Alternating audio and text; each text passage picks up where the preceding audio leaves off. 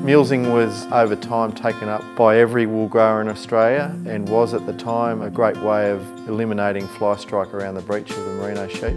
But times have changed and the way consumers see mulesing has changed over time, and we as wool growers need to change with those times.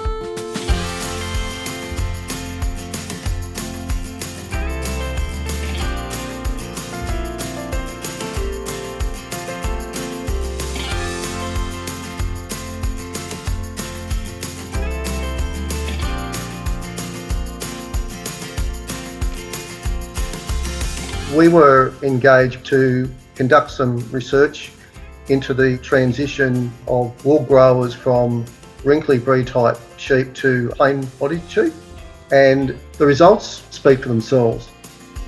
More than 77% of producers surveyed have transitioned within that 5-year period to non-mulesed merinos. More than 80% of producers are getting better growth rates and more lambs on the ground. People are getting a lot less breech strike and body strike. 84% of respondents are finding a better return on their investment. The type of sheep that it was, there was really no alternative, but we've been so fortunate that we've got sheep now that we can breed that haven't got that skin on them in the hindquarters, and they don't need to be mulesed. If you could find a way, why wouldn't you not mules? I just don't understand. It's not very nice, no. What I'd say to a farmer who wants to transition, there's better ways of looking after your animals than mulesing. We don't need to try to jazz it up. They're very good results, and that's what we found. Well, I've read the reports and the findings.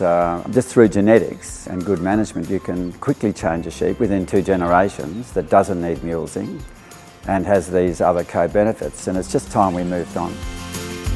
The market for wool has completely changed to what it was 50, 100 years ago. The future will involve looking at the market first, and the market overall is looking for a product that's ethically produced, that's sustainable, and sees people doing and attempting to do the right thing by both their animals, their land and their people. I think a really key thing in life is to not think you know everything, that there's always something that you don't know. And I know change is very scary for most people, but if you can just have that little door open and think, oh, what's going on over there? You don't have to take it on board, but you know, it might just open another door. And it's funny, after a little while, people go, oh, that's okay.